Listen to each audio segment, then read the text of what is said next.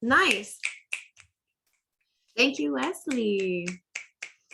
That was a cool medley of songs. Thank you for blessing us. Well, hello, everyone. Good morning, good afternoon, good evening. Welcome to Triumph Life's virtual spiritual gathering. It is Sunday, November 21st.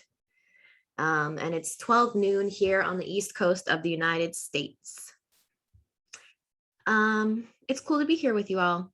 Thanks for joining us, and we look forward as more people join.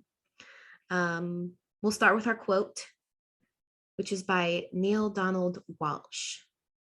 The era of the single savior is over. What is needed now is joint action, combined effort, collective co-creation. That's some beautiful alliteration. Collective co-creation. And for our theme today, we're continuing to affirm life, lighting the way as co-creators.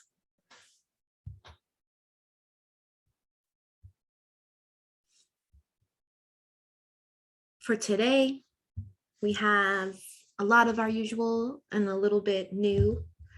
Again, music, scripture readings, sacred readings, a meditation with me. And we'll share a little bit about our annual pledge drive. And we'll go into our topics. We have a pop culture review by one of our team members, Travis Mills.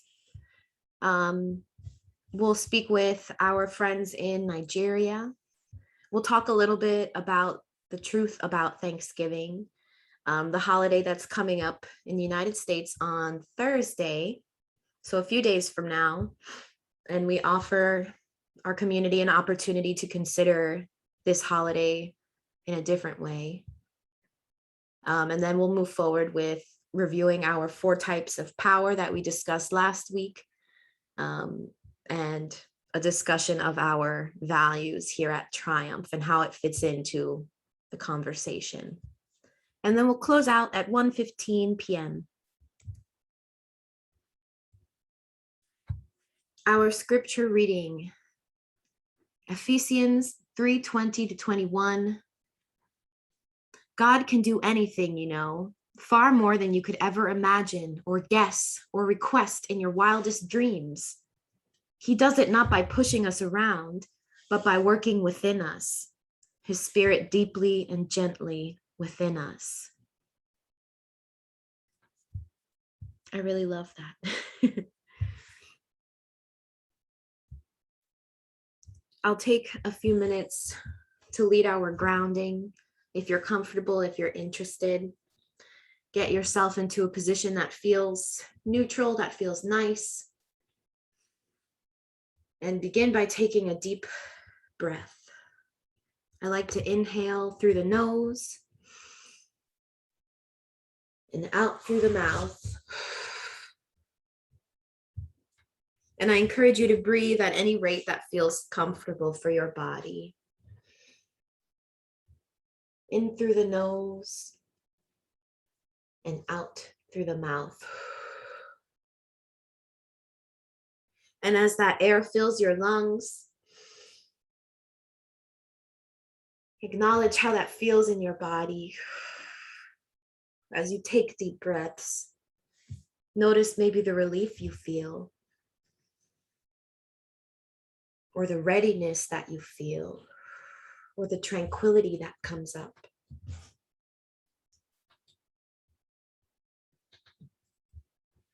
And I suppose since we're so close to this day of giving thanks, which is every day, we can consider how we practice gratitude, not only in this moment, in this grounding, in this day, but in our entire lifetimes. And I like to start within. I encourage you, in your mind, what comes up, how many possible things can you list that you are grateful for? What comes up? What comes up first? I encourage you to picture it in your mind, all the while continuing your breathing, and speak to it. It might be a relationship, it might be an object, it might be a circumstance or a situation that you are in. It might be another person, it might be a creature, it might be thoughts and knowledge and wisdom. It might be none of the things that I listed. It might be very abstract. And it might be difficult for you to just focus on one. But in this moment, focus on it and speak to it. And you can describe what it is. You can describe why you are very grateful for it. You can describe how you will use this emotion, this feeling, and these ideas as you continue forward to not only better yourself, but to better the world around you.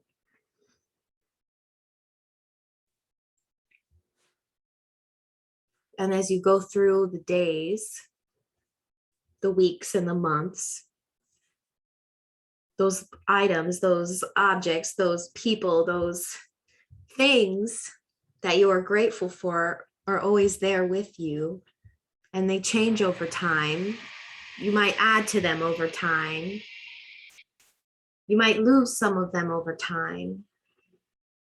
But it is a privilege to be able to grieve something so beautiful and so loving.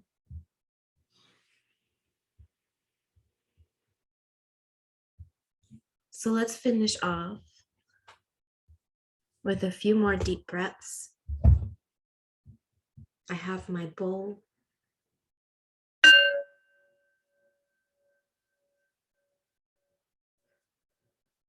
I am gratitude.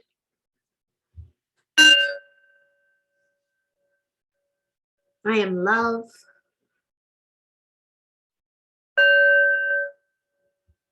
And I am peace.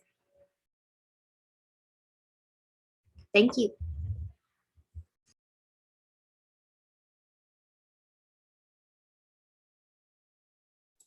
Awesome. We will continue on with our life affirming principles. Triumph's 7 life affirming principle, basis of union. We affirm that life is in the breath and breath is life. Therefore, we join together to promote our shared humanity, inseparable breath. We affirm that we are born whole, complete as perfect manifestations of the universal mind.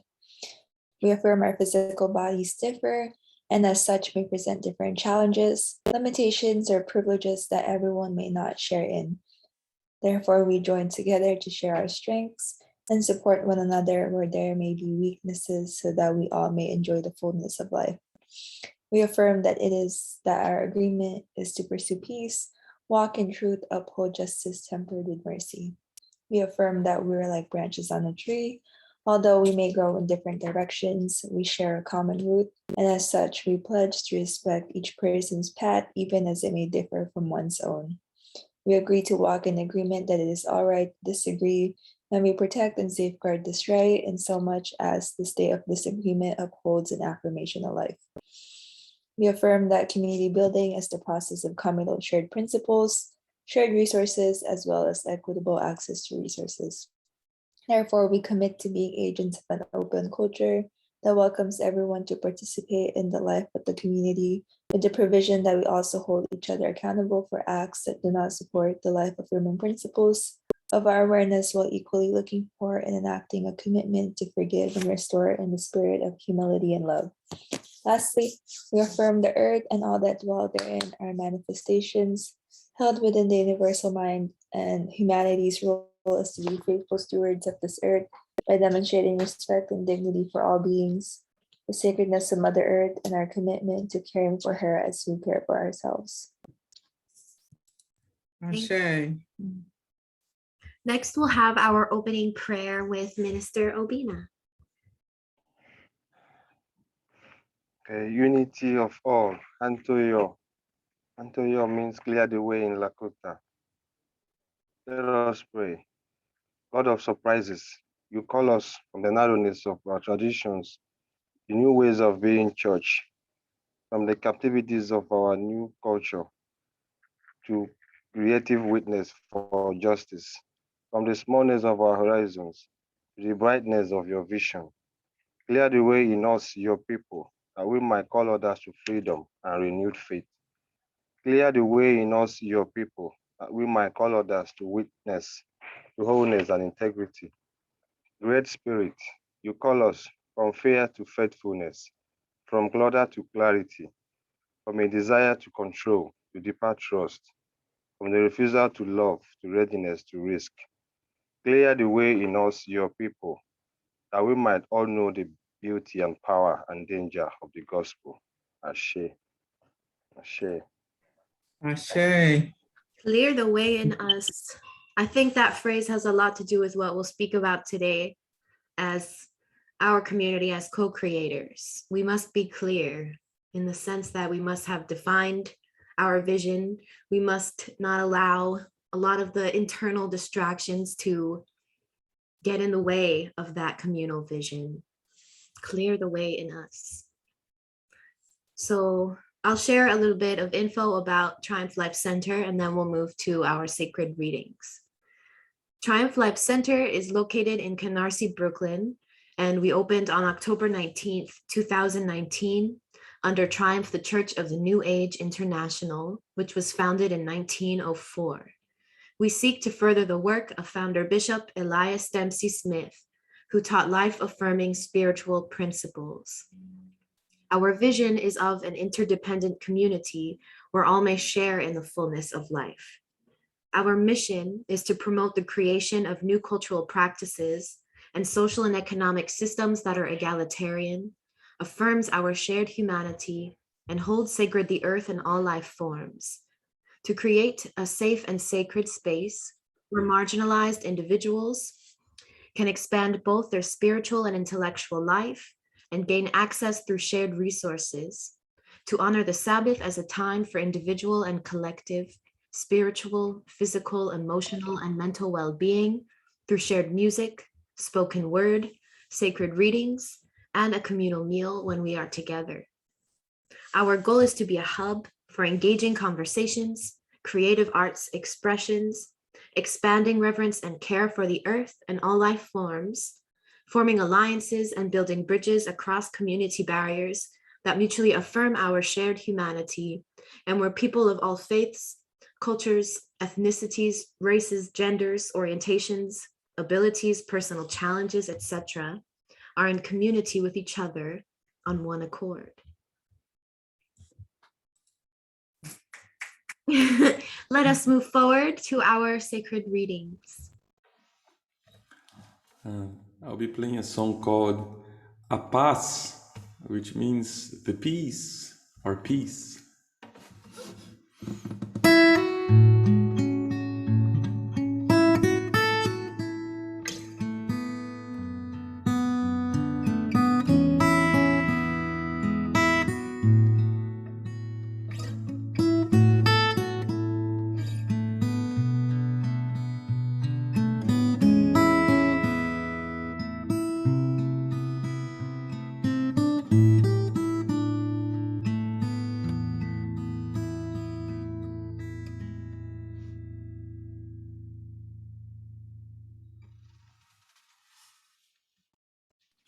Off the ground. I want you to fly, but I see you comfortable with walking. I want you to fly, but you don't want to spread your wings. I want you to show your scars, but you're afraid of judgment. I want you to take off, but you're too busy worrying. Don't look down. I want you to look up.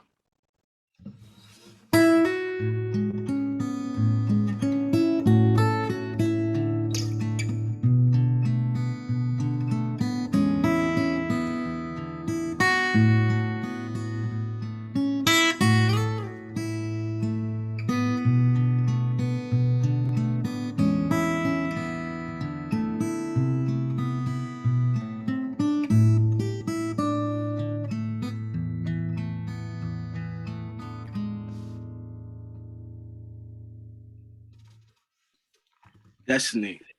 It was written. It was given. It was yours before you were born. God had a plan, and you are a factor. You have no master. When the sun stares at you, it sees a star.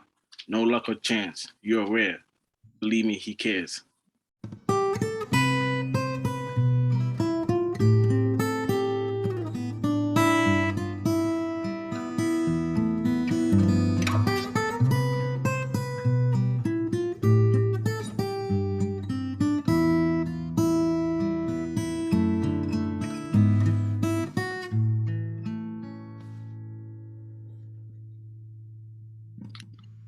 Welcome home. We've been watching you for a long time.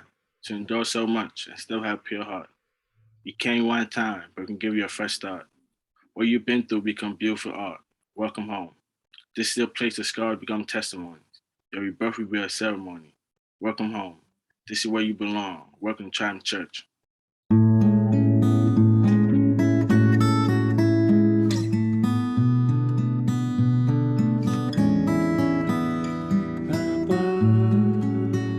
Paz invadiu meu coração,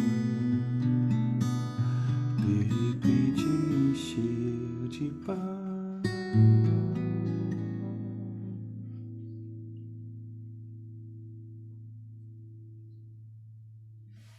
Thank you. Cool, cool, cool.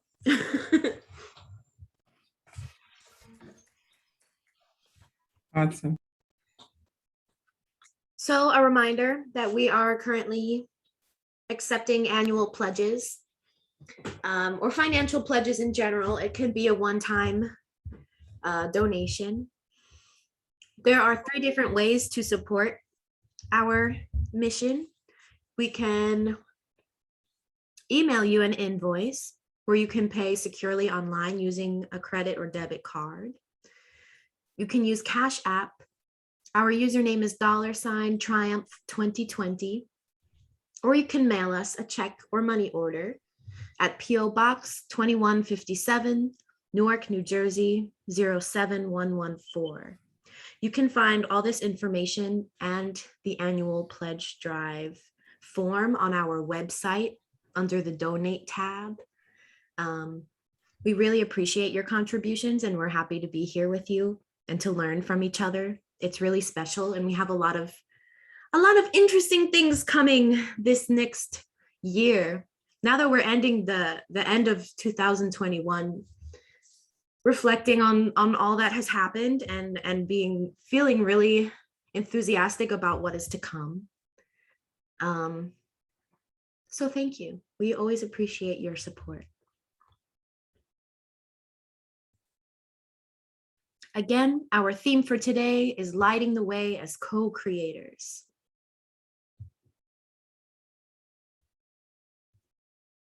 So this is a brief look at some of our segments for today. We'll begin with the Pop Culture Review by Travis Mills. We'll move into speaking with Minister Obina and Chinwe if she is on the call. And then we'll get into a little discussion about the truth about Thanksgiving and discuss that holiday a little bit more in detail. And then we'll have a little review from last week and further discussion. At any point, if anyone has anything that sparks them, anything they feel excited to share, you're welcome to use the chat box on Zoom, or you can comment on Facebook, or you can unmute yourself and speak. We'd love to hear from you. So, Trav, if you're ready, we got you.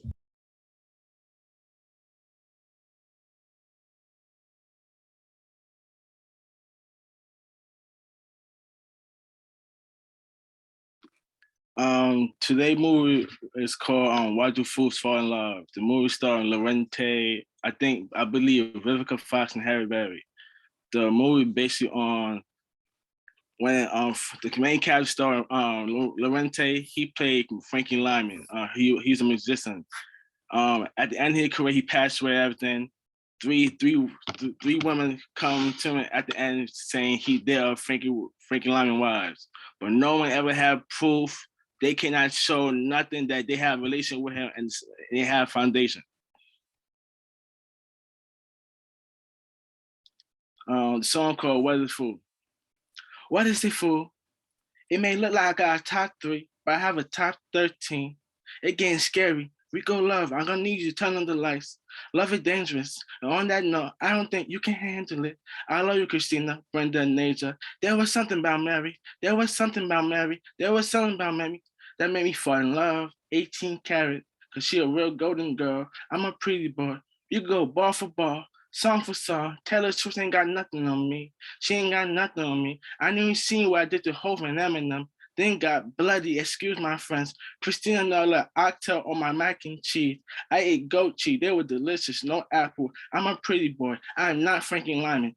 Demons and witches trying to line me up. I needed Gary and Will. Miami, I should have came with the heat. I was a fool. I was a fool. I was a fool.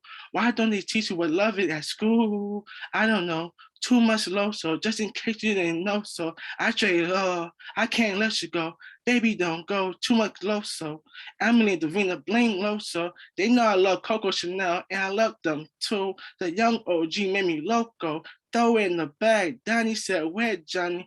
What the business? Who is Mr. Fraud? I told Show I got a touchdown. She gonna drop it like a hot Snoop Dogg. What is it, fool? Someone who play the game doesn't know the rule. The devil didn't teach us the rule. Love is attraction and attachment. The devil would never tell you this. If you know what love is, the devil would destroy you. That what they did, the devil would trick you. No tree, they would have you tripping and simping. I know these boys, so Ebony and Diamond don't love me. They just love designer. I'm a pretty boy. LaShante, look what the devil did to me. I can't put hands on, I can't wait to put hands on the old man, Homer G. Simpson. That's my only missing. Homer must die. Homer must die. Homer must die. I saw myself in love. I already get the picture. Someone was a fool. Someone was a fool. Someone was a fool. Brenda loved my Jacob and me. I hate when Christian wear red bottoms in the house. Can someone please tell me what love is? I want the devil out that door. Bye, bye, bye. I don't want to be a fool anymore. I don't want to be a fool anymore. I think I had enough. I put you before I. Now the devil must die. Life be so much better once you're gone. God called me Dr. Evil because I made the devil sick. What is it, marriage? No horse, no carriage. Daddy and mommy made a baby. Though they didn't get Frankie any. Tell me why. Tell me why. Tell me why. They did it for the money. They did it for the money. They did it for the money. Remember, there are no morals here. There are no morals here. Frankie needed Mary. She was a real one. Someone was a fool. Someone was a fool. Someone was a fool. Please tell me what is love. I want the devil out that door. Bye, bye, bye. I don't want to be a fool anymore. I don't want to be a fool anymore. I think I had enough. Rico Love, welcome home. Who else is coming with me? I don't do sub. I say name. Please say my name, Destiny Child. Oh, Brittany did it again. Dan went crazy because I got high. I blame Afro Man. Hocus pocus, the devil was a whisk. I got my license back. Let's have fun. Kimberly, go get my gun out your Gucci bag. I don't want to see the demons run. Just to watch the farming house. There's a sign on the door. There's a monster live here. A monster live here. Be careful, a monster live here.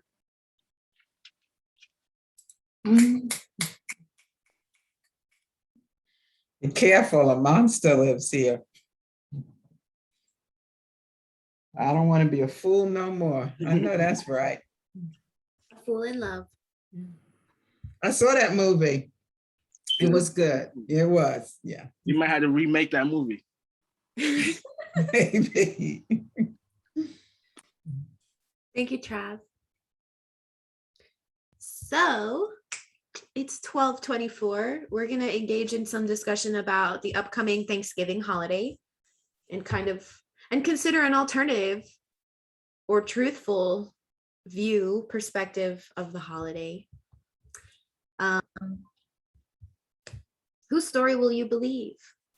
Some of this information that I will share with you is coming from like the History Channel, their website. And I guess everyone has in their heads the United States story or narrative of what happened on Thanksgiving and why it's celebrated. It's a national holiday in the US. It occurs on the Thursdays in November. Not all the Thursdays, like the third one, the fourth one. The fourth one. In 1621, the Plymouth colonists and Wampanoag Native Americans supposedly shared an autumn harvest feast that is acknowledged today as one of the first Thanksgiving celebrations in the colonies. So then for more than 2 centuries, days of Thanksgiving were celebrated by individual colonies and states until 1863, in the midst of the Civil War, when President Abraham Lincoln proclaimed a national Thanksgiving Day. I also think, I guess this is the time a lot of children in school are learning about the Pilgrims. They're learning about the Mayflower, the voyage across the sea, across the ocean to the United States, and how it's like this time of discovery. And that's beautiful and all. However, there are people that already were living here and had their traditions and their way of living that was completely disrupted when colonists moved to the United States. So there's kind of like those 2 double perspectives.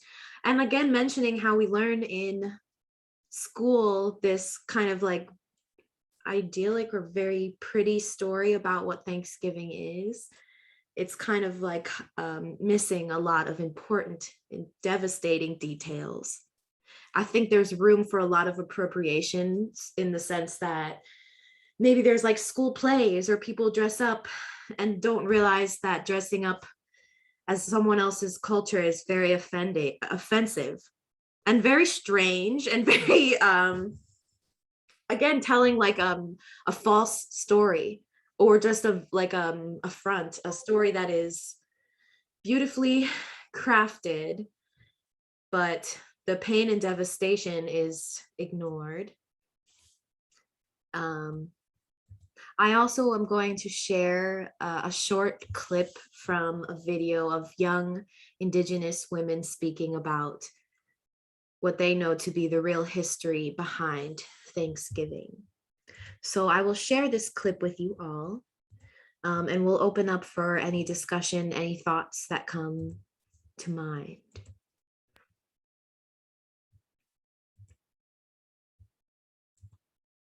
So give me one moment to just move this so you can see. Happy Thanksgiving, America. I'm Donna, and I'm here with my friends to tell you the real history behind this holiday. Growing up, I knew that what they told you in school about Thanksgiving wasn't true. That's not the true story. The true story behind Thanksgiving was, after every killing of a whole village, these European settlers celebrated it, and they called it Thanksgiving. But it wasn't until Abraham Lincoln became president that it became an official holiday. He ordered 38 Dakota men to be hung for war crimes. After the sacred holiday Christmas, we take this time to remember our elders who lost their lives due to what really happened. Usually my mom makes a Native American dish for us and we pray. Growing up, I would be kind of annoyed that they didn't know what actually happened on Thanksgiving, and that they're actually celebrating the deaths of many people and many tribes that were lost. Whether it's to give thanks or to be with your family, you should learn how the holiday was established in the first place. I'm thankful for being born indigenous to this continent. I'm thankful that I still have my culture. I'm thankful that my elders kept our culture alive all these years. I'm thankful to be indigenous, resilient, and alive. I'm thankful for us all to be able to stand together, stand strong, and stand as one. Happy Thanksgiving, America.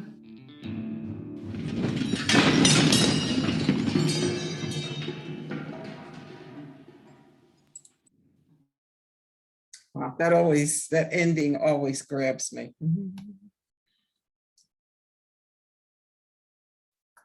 It impacts me, I should say. Are there any responses, reactions, experiences, testimonies anyone would like to share? I've watched this video clip a few times. We shared it last year, but this is the first time I remember hearing them saying that Thanksgiving idea of Thanksgiving was celebrated after the killing of whole villages of people, then there would be this celebration by the new arrivals to this land of a Thanksgiving celebration or feast. That's something that we haven't heard before. That's the view from the indigenous people. And then as we can agree on that, it became a national holiday by Abraham Lincoln, but there were, I think, 38 indigenous people that were hung as war criminals. So it's a painful story if you're on the other side of the view and you're not the writer of the narrative that we have been, those who have been taught in our American school system, that this is this great kumbaya moment. It wasn't quite that. I see Audrey's hand is up. You're welcome to speak. Hi, everyone. Sandra, thank you for sending me those. I had completely lost the time again. Hi. I'm grateful for these services. They came at a time when I really needed something. I'm a very intellectual person as well as spiritual, and I spent a lot of time thinking about the various discussions. Let me just say briefly, and bear with me a moment, everything needs to be placed in context. I love history, but when we talk about history, separate and apart from the context, we lose. And also, as Sandra said, it depends on who the writer is. And so I know people who will not celebrate Columbus Day, African American people. It's not just what was done to the indigenous people, the first people during that period of time, but we have 100 years at least of genocide all over America. And a lot of it I wasn't aware of. I was asked to speak in Indiana, a part of the country I've never been. And the person Googles it and had made me read it. I physically was ill at the way the genocide that happened in this part of the country of indigenous people. At the same time, about 2 years ago, I read a story about Christopher Columbus that came from a spiritual perspective. Let's just say this, and if I was not open-minded, I would have threw up and not been able to read the book or read the essay because, he was sexist, he was guilty of sexual assault, he was a criminal, he was all of these things. But this book talked about his courage and his skills in achieving what he achieved based upon the mindset and the norms of his time. And so my point is, and to me, at this stage of my life, is the way I look at the entire world and every person in it. It's not good or bad, right or wrong. It is both and. Thank you so much for listening. I love that you mentioned both and, because when you were speaking, that's what I thought of too, that people can be incredibly talented, skilled, intelligent, courageous, but also still, participate in really horrendous, violent acts. It's humanity. That's what it is to be a creature on this earth. And again, yes, the context. It's really difficult to be like, okay, this person's side of the story and this person's side of the story when there's all the in between as well. Does anyone else have anything they'd like to say about this topic? This is James. Hey. Brief, thank you very much for allowing me to talk. Yeah, I don't know whether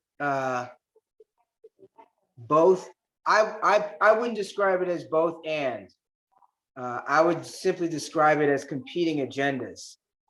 I think that gives it a little bit more clarity than the overlay of a moral perspective. I mean, it's both and in terms of the differences of opinion, right? But that doesn't, you know, it doesn't give space, I would say, to the actuality. And, you know, so that's my short comment. I choose competing agendas over a both and. Thanks. All right. Is there anyone else? I can't tell if Wesley wants to speak. Hi. I have a question.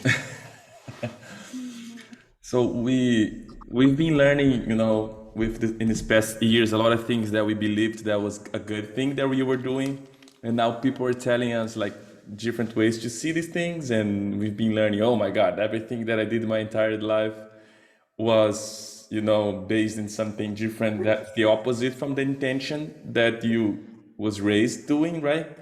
I wasn't born like and raised here, so Thanksgiving wasn't really a thing to me. We had something close, like similar to it in Brazil, but it's not really the same thing. But when I moved here, everybody, oh, celebrate, it was a good intention from that, but comes from a bad history, moment in life. I was wondering, I don't think it's like everyone who has the open mind to take and change that just because they think, well, we are doing this good for my entire life, right? And all the subjects. I just wonder what would be the best way for us to approach and teach the knowledge without judging whoever is having their dinner at, like me. I love vegan mentality, but I don't want to go to somebody who is eating a burger and take their burger and say, oh, listen, you just are killing an animal. That's something like that, right? It's the same thing in different subjects. I would like to see like your point of view, like, and the way to approach how to change that perspective. I think, Wes, you're stepping on my stuffing. That's what you.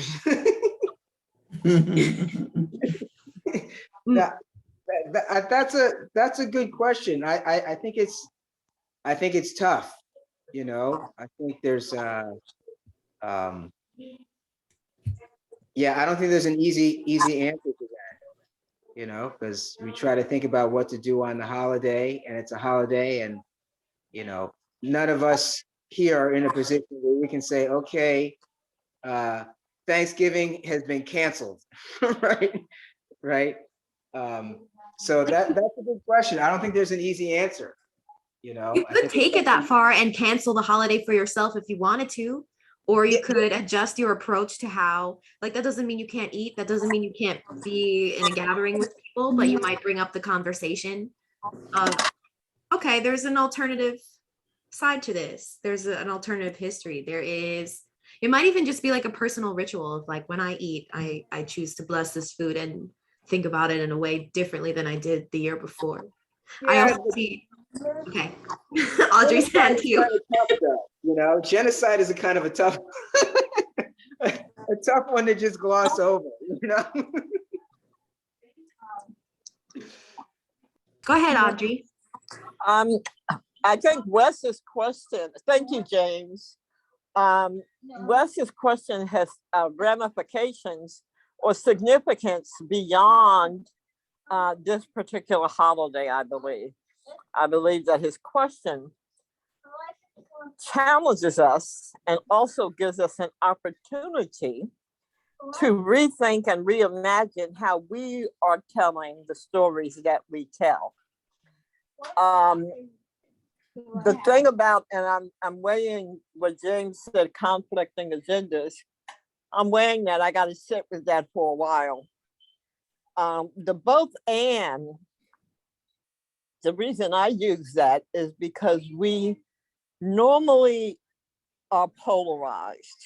Usually the situation, whether it's a religious conversation, a political conversation, sexual norms, gender, whatever, we come down on one side or the other. I remember when we was doing this Bible class with Sandra, she completely freaked me out with this this lecture she did on sexuality.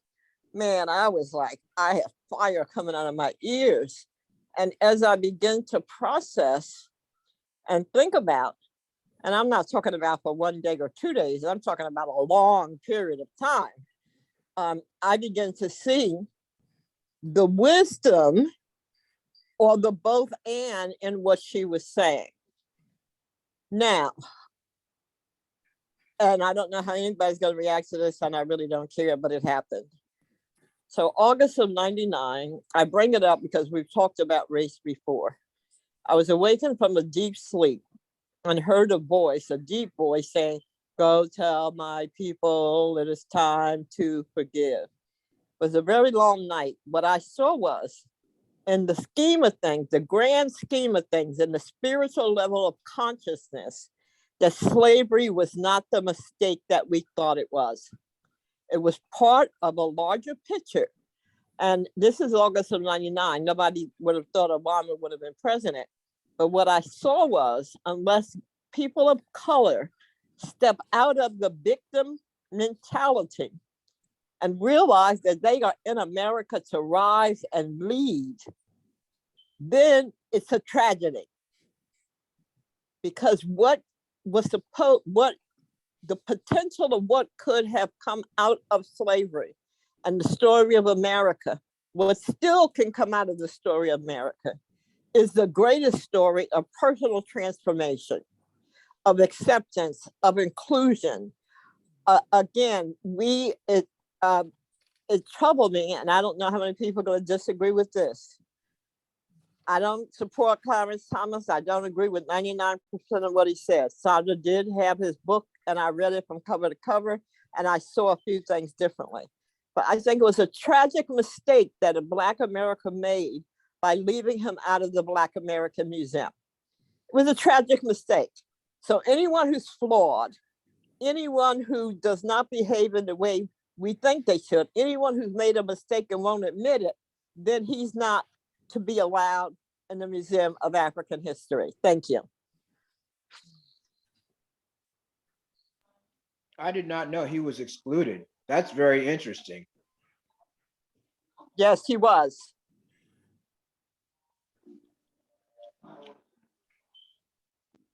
Well, there are a bunch of inappropriate jokes that can go along with that, but I'm going to leave it alone. Yes. Thanks. Interesting conversation. I hesitate to jump in because I know we have so much to cover. But if I can just briefly say, I just thank each one for sharing.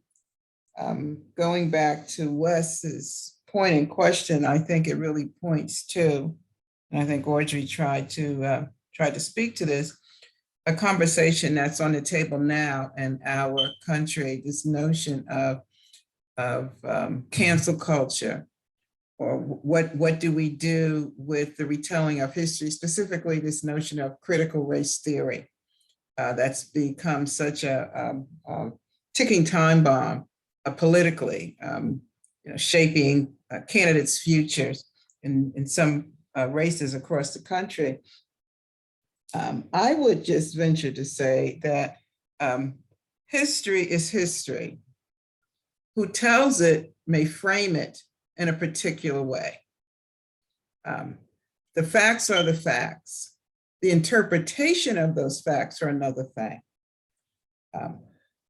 If we begin with what are the facts, I think we can then move to how do we interpret those facts. But if we don't have clear facts, the interpretation can never be clear. And I think part of the problem with the history that's been told in our American culture is that the facts were intentionally skewed. I mean, I grew up learning and being taught in public school that George Washington never told a lie. We know that's a lie. But they wanted to create this image of the founding fathers who were above blemish. Not only did he tell a lie, but he was also a holder of enslaved people. And he intentionally kept folks enslaved by moving them from one state to the other as states began to abolish slavery in their territory. So he intentionally did things to hold people in enslavement.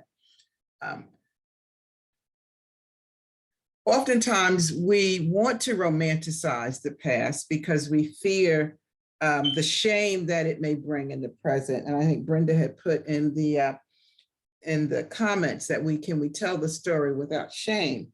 I think if we tell the story, facts being facts, and without judgment, but to say, what are the lessons that we can learn for today? Context, as I think Audrey said, is important. Because what knowledge did they have at that time? What resources, tools, what skills, what information was available to them at that time? And did they make best use of it and best practices of it? And what are we to learn today? Can we learn today that slavery is ever right? I don't know that we could ever interpret that today, knowing what we know. Enslaving someone can never be right, based on the knowledge we have today. Committing genocide can never be right, I don't think, based on what we know today. And to James's point, and I understand his position on morality, I would say that we are challenged as a civilized society, as a culture, to always be shifting and framing our morality. It's almost inescapable. We have to set a standard of living that we all agree upon, what we accept as being right, what we accept as being unacceptable, and what we say, this cannot exist. We do this, every society is challenged with that. And if we don't have that, we are not civilized. So given the fluidity, I think, of the idea of morality, what is good, what is just, and going back to where we were last week, what affirms life? And I think we know that, back to Wes's point, we know that in a broader sense now, that it's not just about my life or me inhaling and exhaling, but it's about our collective life. It's about the life of the planet. It's about the life of all living beings.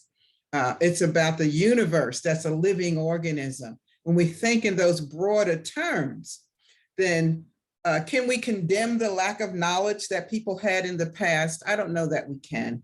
And it serves us no good to do that. I think we can learn what they didn't know in the past and try to live the world, make this world a better place today. I had a conversation this week with someone and I said, I think the challenge of each generation is to make sure that the world they inherited and the one they leave is a far better world for the generations to follow. That's our task, that's our challenge. And it's not to sit in judgment, but it's to say, what can I learn to move on? So that they don't have my same fights. They don't have my same struggles. They have their own that they will encounter, but they will be different ones. So I think everyone has said something for me that's important, but can we learn those lessons? And how do we tell the story in a way that creates a factual narrative based on experience?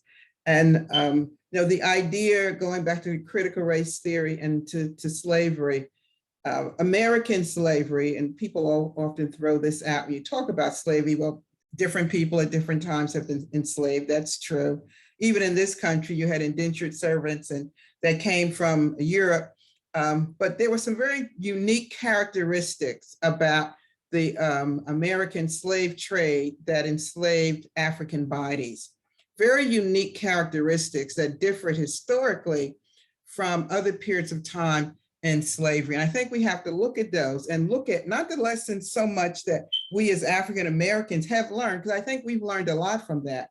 I don't know that white America has learned the lessons from that and have healed themselves from that atrocity that they inflicted upon a whole group of people. And I think that's where the wound in America resides, in the white America still bearing that subtle guilt within themselves, and that denial of the event within themselves that they have not yet healed from.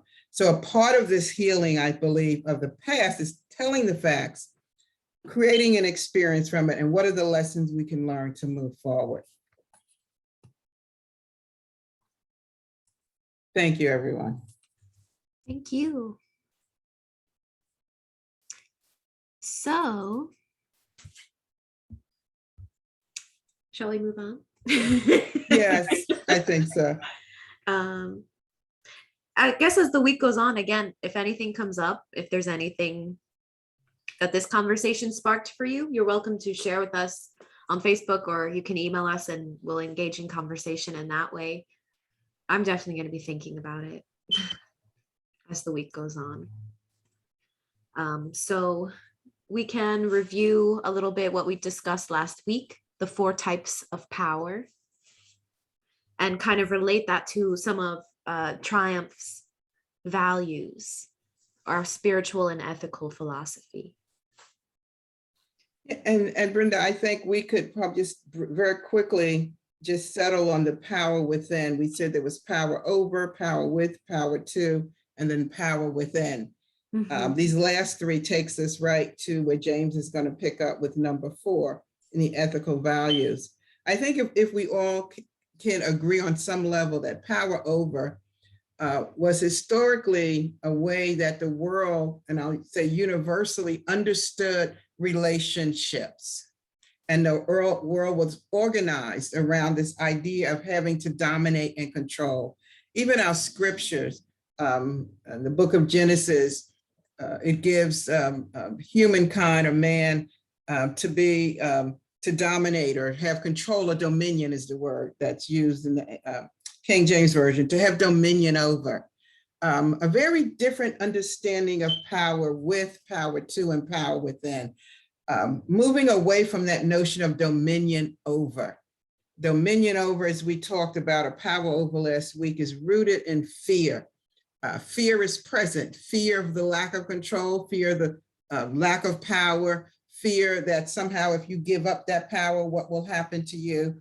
And it lacks the notion or the understanding that is as ridiculous as putting one hand behind my back and tying it and say, okay, you stay out of the way of the other hand. It's ridiculous, because when we understand that we're all a part of one body, the universe, the earth, this living organism, anytime we constrict or control or imprison or empower a piece of ourselves, we've limited the whole of ourselves. And that understanding didn't exist because we understood a God that was outside of the earth. This God resided in the sky. This God was outside of ourselves. And this God dominated over us. That's why I like the scripture that you read in the beginning, Brenda, when we opened up, because it talks about God has given us power. Let me just read it. God can do anything, far more than you could ever imagine or guess or request in your wildest dreams. But God does not do it by pushing us around, but by working within us. God's spirit deeply and gently within us. This energy that we call the universal source or God does not dominate us. It doesn't have power, Lord, power over us. When we begin to conceptualize, I think, a God that is not outside of ourselves, dominating and controlling us, but a God that gently from within us, we're co-creators with, we then catch the vision for that power within and the God within.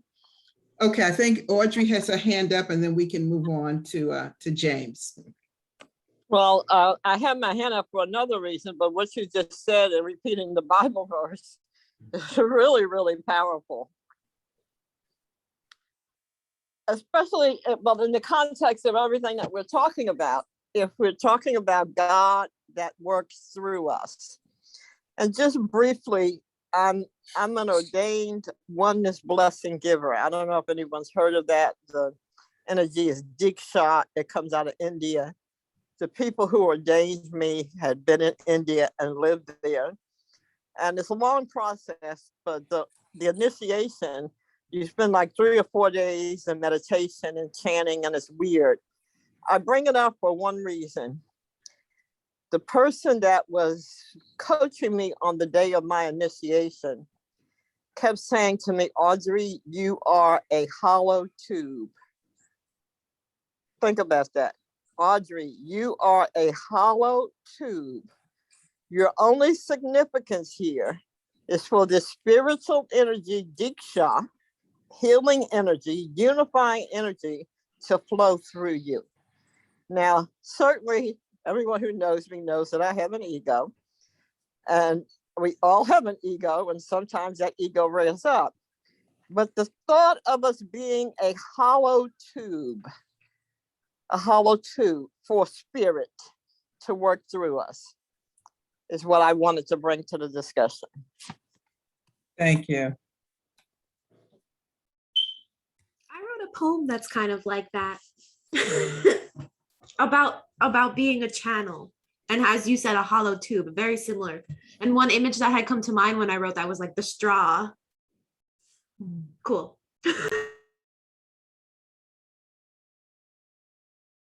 If there's anything anyone else wants to say, now's the time. Yeah, we can move on. We can move on to James. I think that will give us sufficient time, so we'll end on time. Take it away. And if you could put up just briefly for him the slide with the, you can just share which ones we've covered so far, and then we're hitting on number 4 today. So number 4 was we embrace the idea of power with and power to as our guiding leadership philosophy. That's what we want to talk about today. Yeah, and power within. Yes. Power within. We don't have that in here. Do we want to edit that? Yeah, it's there. If you're It's looking in on there? the screen, yeah. Oh, it must have been edited because I guess I have an older version. Okay. And power within. Okay, let me quickly edit my version here. I have to and power within. Well, that's a fine edit. I can go along with that. Yeah, I think this is pretty straightforward, and is really reflecting things you've already said, Sandra. Is that this notion of power with and power within, what they do is stress the person's agency as first and foremost, right?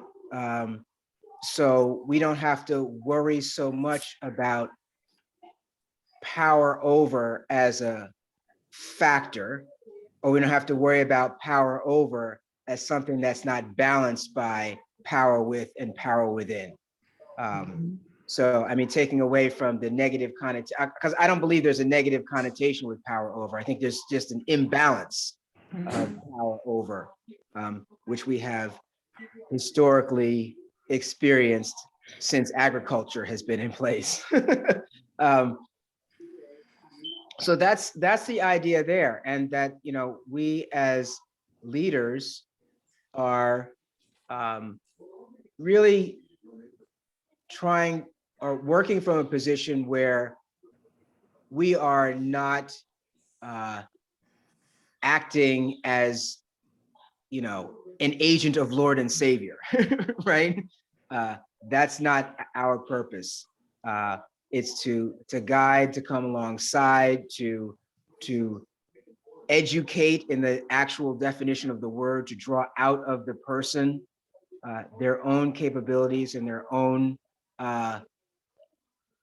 powers, so to speak, such that they can be a confident and solid individual that's able to contribute to the collective based upon their true individuality. And I think that's what's important here. So that's my small little sermonette on the idea of power with and power to and power within. I mean, it's the kingdom of God is with that. So we had a discussion that Breck was a part of on a Clubhouse, and I'll bring that up here because it's relevant, right? If you have this power within, what are others for, right? And it led to a very interesting dynamic. And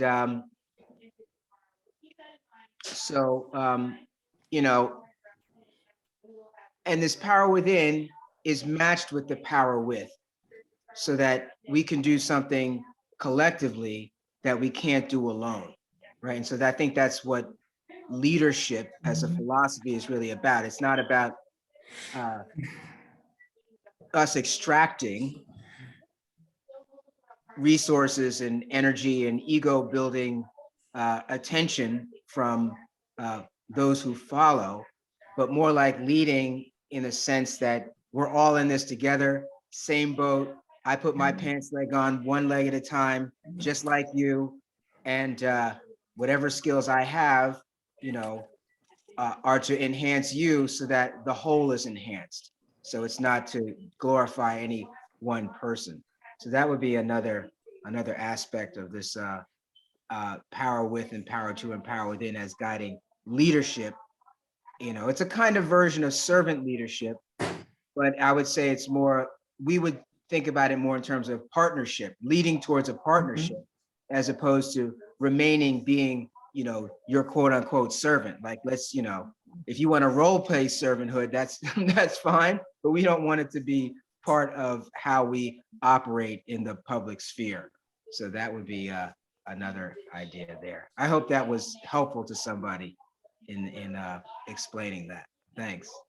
James, I think that was really great. And I think for those who don't know, it's an explanation as to how we here at Triumph have re-envisioned our leadership model, but it's also how we have re-envisioned our relationship model. And so when we think about power, as in the 4 types of power that we shared last week, power isn't static, it's very dynamic. And whether you recognize you have power or not, everyone has power. We are energy fields, so we are fields of power.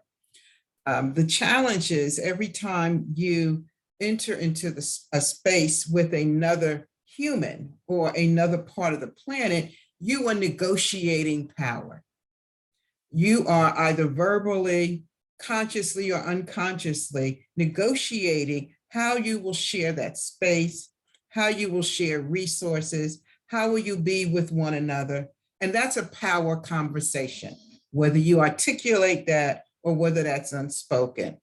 And so we cannot avoid these power dynamics, and we can ignore them, but they don't go away. They still define how we are in relationships. So moving from the model of power over and domination as a leadership model is key, because leadership then sets the tone and the pace for how we are in relationship with one another, that we respect that we all have power, and that it's our task as leaders and as co-creators to call forth, initiate, facilitate the agency of one another as co-creators. And even when there is a passive power that's not being utilized to its fullest extent, it's not for us to take advantage of that or to dominate over that, but to continually reaffirm that you are not a powerless being, that you too have power, and to support you in that growth to your own power so that you then become a full co-creator in the process. And that then filters down to our social relationships, whether it's our romantic relationships, our family relationships, our friendships, our work relationships, our career relationships. It changes the dynamics. It changes the energy in the room. It changes how we see one another, because we see one another as equals. Whether the person sees themselves as an equal or not is not what's important. Is that when you work from this position of power with, power to, and power within, you see each other as equals. And I see this as the model that Jesus demonstrated when he walked this earth. And I know Christian theology has created this icon or this idol or this God out of Jesus. Jesus, when he walked the earth, I see a man who knew who he was. He knew his relationship with Source. And he spoke that into others, not to say, look at me and who I am, but to say, you are the same as me. As I am, you are also. Stop looking at me, all the things I've done. He says in one point, you can do greater things. I'm no different from you, or you're no different from me. Don't make a God out of me, but see the God in you. See the God in you, not as an ego, but see the God in you, that God is actualized through our relationships. And that's the key here, I think, which we have severed in our Western consciousness, is that we have made ourselves through ego gods and set ourselves up as gurus or these people larger than life.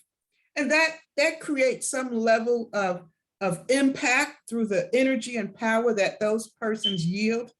But in true lasting impact on the universe and how we live in our lives, it's only minimum. Real power comes, I believe, through the connected power of how we connect with each other. James, I think you said you and Breck had talked about if there's power within us, what is that power? What do we need one another for? Or what is that for? And when I think about this, that's an important question, because my power alone is limited through this vessel that I am. When I connect with you and with you and with you and with you, it's exponential. It becomes far greater than the sum of the parts.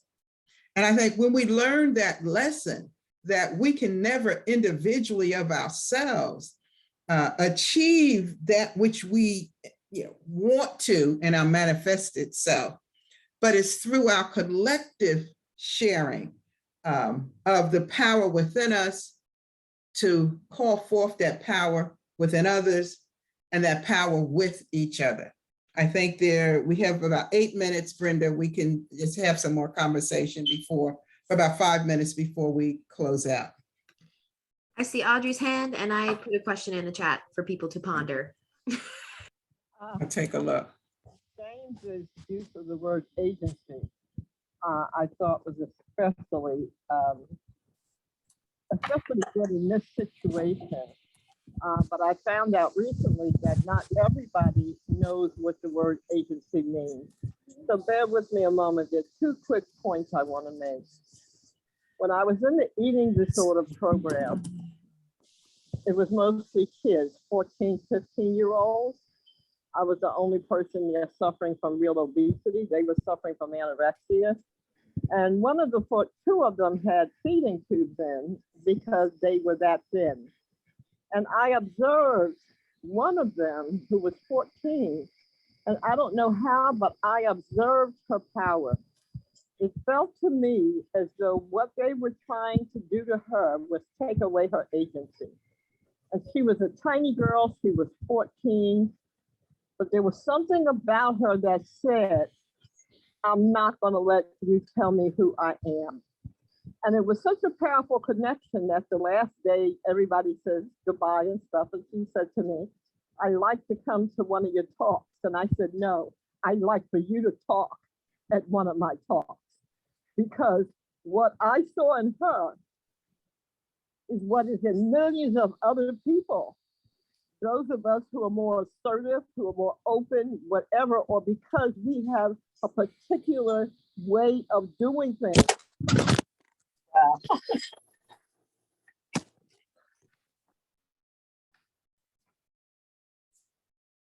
She may have, I don't know, did she drop the phone? Sorry about that. Okay, that's all right. So anyway, we could have an ideology, a medical ideology that says, I know what your illness is and I'm going to tell you how to get well. It could be the good thing that I feel is happening here with what you all are doing is creating space for new paradigms. But the other thing that I want to say is we have to also be very, very practical. I have been talking about co-creation for 30 years, and I've done a lot of events based upon co-creation. But let me tell you, talking about it and doing it is 2 separate things. The word that comes to mind, especially as Sandra was talking, is that we must pay attention. We must pay attention to who is in the room. We must pay attention to the responses that are not verbal. We must pay attention to the intuition that comes to us about what another person may be feeling or going through, if we are truly to be examples of this, because it's easier said than done. Thank you. Thank you. Thank you, Audrey. Brenda had posted a question, I think that points to also what you were saying. Do you think there's every circumstance in which a collaborative relationship is harmful or problematic? To me, that's an obvious yes. I don't know what others think, but because you're in partnership and because you're co-creating, doesn't mean that what you're creating is life affirming. And so we have many collaborations and partnerships that are creating havoc in the universe. Those aren't the kinds of partnerships and collaborations that we desire to do. So it's always, for me, it's always the question is, what is the impact of that? Is it life affirming? Not just for the cell that I am. If we think of the body, we think of the individual body, you have many cells in your body. And each cell is important. And if one cell is damaged, it potentially left untreated can damage the whole body.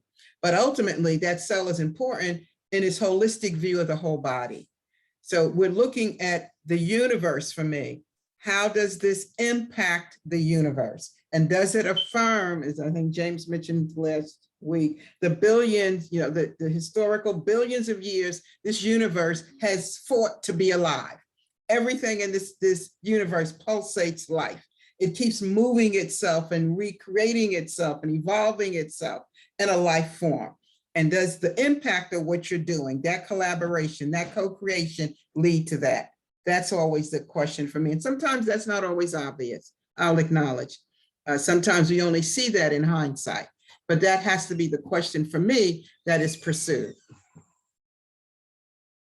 Okay, this was really great, Brenda. We are at 1:13. I think that gives us time to segue to Trav and then do our announcements, and we'll have a final thought.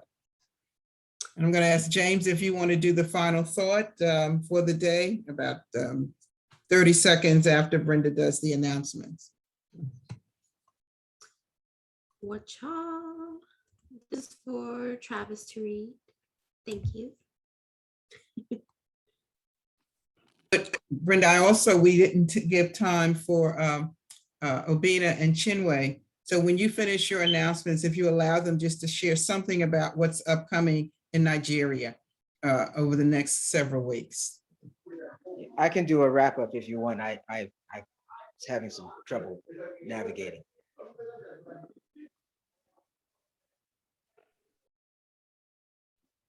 Okay. Want me to do that wrap up now? No, the wrap up is after the announcements. After the announcements, and then Chinwe and Obina, and then you'll do the wrap up. Then we'll have music from Wes, and then Brenda will do the benediction. Okay, great. Go ahead, Trav. Invitation to join Trial. Here's how you can become a part of our Trial family. You can become a member of Trial or start a Trial group in your community. You can become a spiritual leader / minister in our community. If you want part of Trial, we would love to welcome you back. If you was a pastor or spiritual leader, your church community can also become part of our Trial family as a friend of Trial. For more information, visit our website at email for more information at triumlicense@gmail.com. You can also partner with us to support our ongoing mission through your financial donations with a tax deductible. Cash out $Triumph 2020, credit card, or by signing up on our website for our annual pledge drive. You can also mail your donations to Triumph Church in New Age.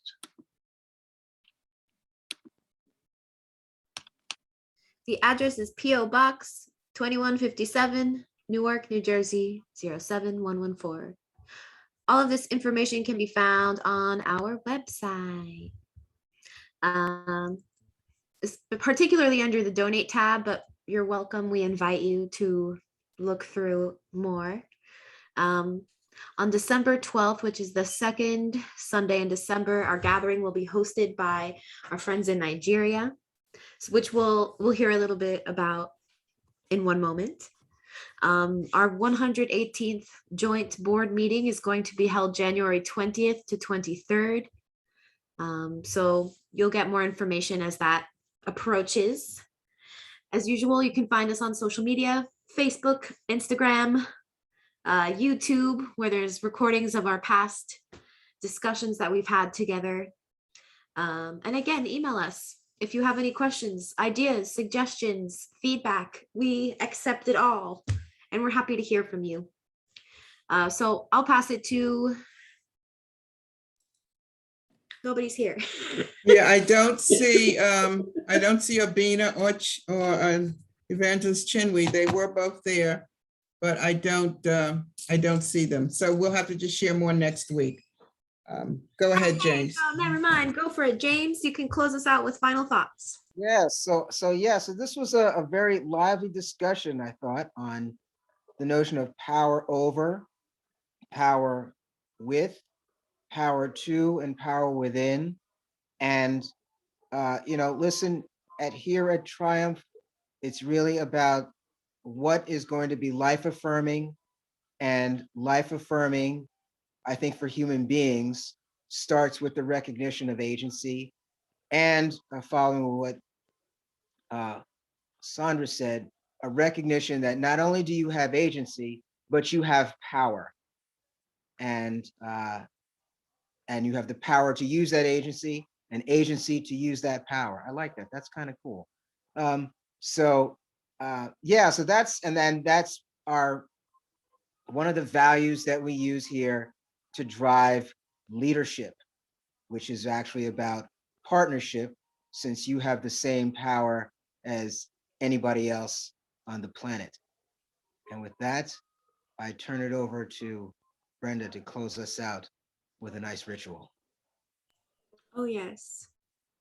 So I'm just here to say goodbye. I'll pass to Wesley for music, but if you'd like, take a nice deep breath. I think there was a final thought. If you want to just read that, Brenda. I thought it was very powerful with Deepak Chopra, and then let Wes. You're right. I didn't even Yeah. look at it. This is by Deepak Chopra. Never forget that you are not in the world. The world is in you. When anything happens to you, take the experience inward. Creation is set up to bring you constant hints and clues about your role as co-creator. Your soul is metabolizing experience as surely as your body is metabolizing food. Cool. Thank you.